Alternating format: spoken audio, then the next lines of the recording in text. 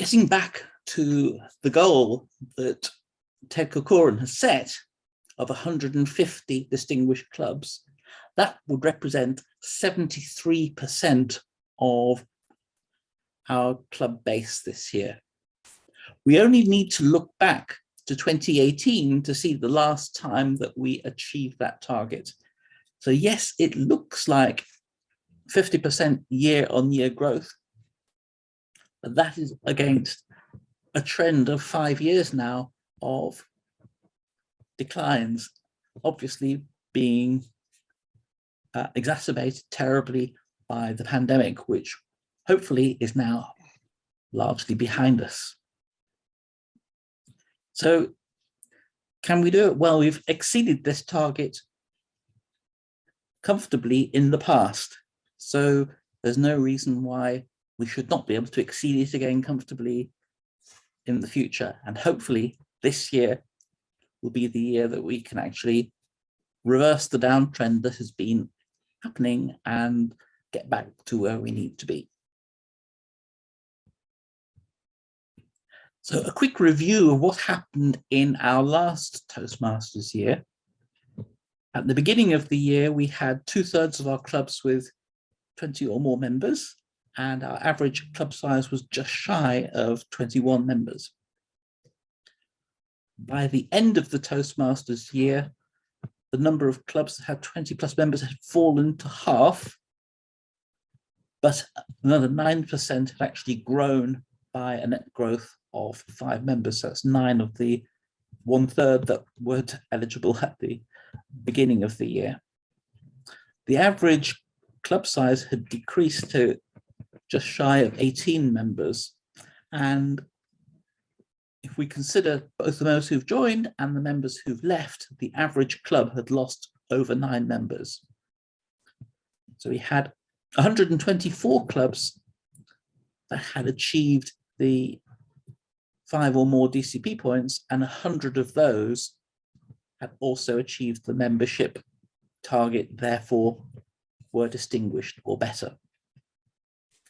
This year, I'm pleased to report that we are doing better on membership than we were last year. So for the Distinguished Club Programme points relating to new membership growth, we're ahead of where we were last year. A quick reminder, you now only need 3 new members if you are a club at under 20 members in order to achieve that eligibility. It's not 5 anymore.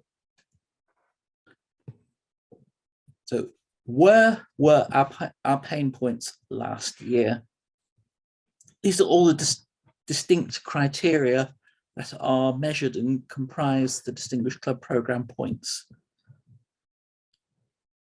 You'll note that our officer training and membership dues and submission of officers list, which are the 9th and 10th DCP points respectively, were relatively comfortably attained. And what we have actually noticed over past years is that clubs that don't attain these goals at the beginning of the Toastmasters year, especially in terms of submitting the officers list, are often those that then don't become distinguished by the end of the year. It's as if the club starts on the back foot and never quite makes it onto the front foot. But hopefully this year, with a greater insight into the run into the end of June, we can help more clubs become distinguished than we would have done if we left it until later.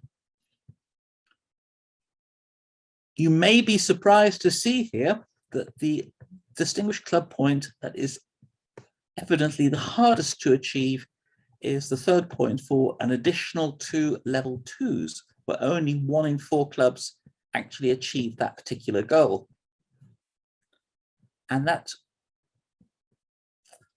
is something which is obviously of concern, and it's not entirely a surprise, because this particular DCP point has been the hardest one to achieve since Pathways became our primary education program. It may surprise you to see that actually getting a level 4, a level 5 or DTM award is the easiest of them. That's the first of the 2 points that are available for a higher level of awards. But if we think about our members' journey, when a new member comes into our club, then the level 1s and level 2s are the ones which count. If we get 4 new members in our club in a year, and they were to progress by doing a speech every 3 months, then we'd expect them to be completing their level 1 after about 15 months and their level 2 after about 2 years. If that were the normal course of events, then we'd expect to see a similar number of level 1s and level 2s being achieved, and that third point for the additional level 2s would not be so low. In fact, we would say the number of clubs achieving the DCP point for level 1s would also not be so low either. So this has become our primary focus, and we're going to elaborate on that a little bit in a moment. What can you do to actually understand where the club is? You can look at your club's past year's DCP results. There's a website, mike.rafferty.com. Maybe Elizabeth can share this in the chat, where Mike Rafferty maintains statistics going back to when the DCP program was introduced, and shows where the clubs achieved. In other words, where were they with the number of distinguished club points? Where were they with the membership? And did they achieve distinguished status? What you will tend to notice is that clubs go through cycles of improvement and decline, improvement and decline. That is just the way clubs have their life cycles. It's very hard to sustain the top level of achievement all the way through, though we do have 1 or 2 clubs that have been distinguished consistently since the program was introduced. You can also look at your past area director visit reports if you have access to them. What recommendations has your area director made, and have you been paying attention? Are you acting on them? And then also your past club success plans. Did your club set goals, and how well did you do in actually achieving them? And now we have the elephant in the room. Those level 1s and level 2s, why aren't we hitting those 3 DCP points year on year? And it has to come down to the way in which we bring our members into our clubs and get them enrolled and participating in pathways. Last year in our district incentive program, there was actually an incentive for clubs to have full pathways enrollment. I think we set the goal at about 95% enrollment, and your club could have won a financial award if you had hit that target. And that effectively is saying, yes, we really appreciate that onboarding new members, getting them inducted, getting them a mentor, getting them enrolled in pathways, and putting their first icebreaker speech into the club's schedule is really crucial to achieving success. If we look in detail at clubs' attainment by Distinguished Club Program Award since Pathways was introduced, you'll see that the green bar for which It's the first full year of the Pathways program. It was introduced in March 2018, which is why the 2017-2018 bars are tiny, or in some cases just not there. Unsurprisingly, the majority of the awards attained were level 1s and level 2s, and there were just a smattering of awards at the higher levels, some of which would have actually have been legacy DTM awards relating to the previous program.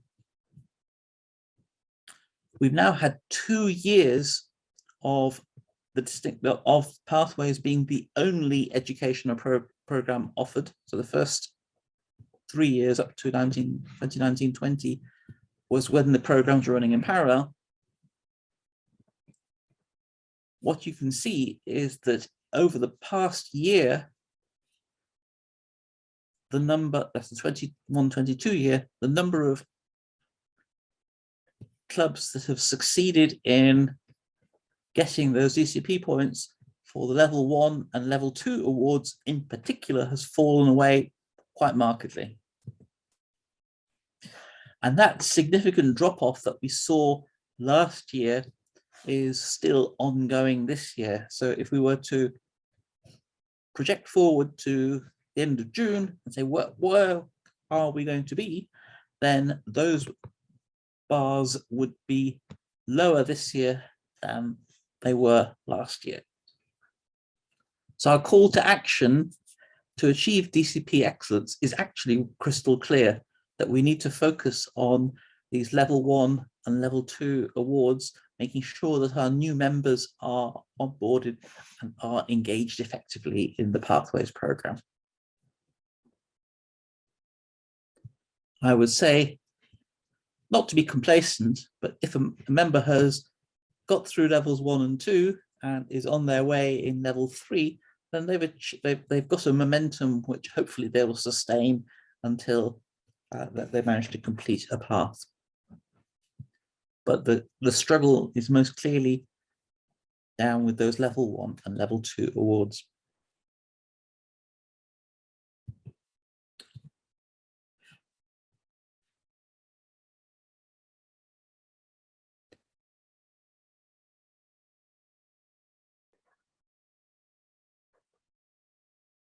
I'm forgetting what my next slide, yes, there we go. The way in which I want to make it clear that we're going to be talking about what our clubs can do to achieve DCP success by the end of the year is very much about getting to the finish line on time. A really nice analogy for this is a limited overs cricket match, where the team that is batting second knows that they have to achieve a particular run rate to win the game. And the same kind of thing applies to our Distinguished Club program, that it's got the cutoff of the 30th of June. And if we didn't have a cutoff, then every club eventually would get to 10 Distinguished Club program points. And you could imagine a newly chartered club where nearly everybody is a brand new member would really struggle there, because there aren't members that are working towards those higher level awards. So it's unrealistic to expect all clubs to be able to become President's Distinguished early in their life. However, if we're looking at this as a target, then clearly, if clubs are going to get to where they were last year, and that's what we're looking at here, can clubs achieve what they achieved last year? We've got 33 clubs that are ahead of where they were this time last year. So we're anticipating them doing better in the Distinguished Club program, maybe becoming eligible for it where they weren't eligible before, or maybe getting a higher level of award than they got before. We have about 120 clubs that are consistent and going to achieve what they've achieved in their most recent previous years. And unfortunately, we have about 62 clubs that are currently behind where we would expect to see them. And there could be a number of reasons for that. And a really straightforward one, unfortunately, is that if clubs are having members complete levels, but the level completions are not being submitted, and then those awards are not being registered on Club Central, we can't see them. And there are quite a few clubs that have not yet submitted any educational awards. So it could be that clubs are actually doing better than we believe they are, but that can only become clear if clubs start submitting awards. So I'd encourage you to make sure that your award submissions are done as quickly as possible after the member has succeeded in achieving a level completion. I'd liken that to when it comes to your club renewals. If everybody pays for their next 6 months of membership renewal on the 31st of March, then you as club officers are likely to be on tenterhooks and feeling quite anxious because you don't know whether your members are going to remain with you or not. For us as district officers, and especially with responsibility for the Distinguished Club Programme, if we don't see a similar kind of progress over the course of the year, then yes, that is anxiety inducing too. And I think if you keep on top of where you are, it actually gives you a real capacity to be able to plan effectively. If you haven't yet identified which of your members you expect to be achieving level completions this year, then I'd urge you to do so. And where possible, work with your members even to schedule their key speeches to ensure that they are able to complete their levels in a timely fashion, so that you're not cramming in extra meetings in May and June to be able to create the extra speech slots to get it done. So in a very real sense, yes, if the clubs are currently behind schedule, we're only halfway through the Toastmasters year, there is still plenty of time to catch up and to do as well as or better than last year. But the time to act is now. It's not when the dashboard shows distinguished statement status or otherwise in the April renewal, in the April chart. So that's the main part of my presentation over. What I'm going to do very quickly is step through our clubs that we believe have the capacity to become distinguished, but are currently not quite on track to do so.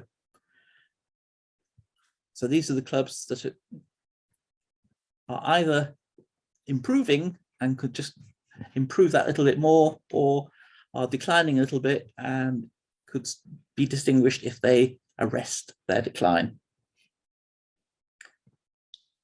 After I finish the presentation, I'd be very happy if you would post in the chat if you want to see, if you want feedback on where your club is and what your club can focus on. I'd be very happy to talk about that. I'm not going to read out the names of the clubs, but if your club is up there, then please pay attention and we can definitely work with you to ensure that your club becomes distinguished. Clearly, with over 200 clubs in our base number, there's no way that we could conceivably work with all clubs, and therefore we're very keen to work with clubs in this group in particular. Division E is our division in the Midlands of England, and it is on target to have every single club distinguished this year, which would be a phenomenal achievement. It got, I think it was 13 out of 14 clubs distinguished last year, so not a terribly big step up for it, but notably a very successful division.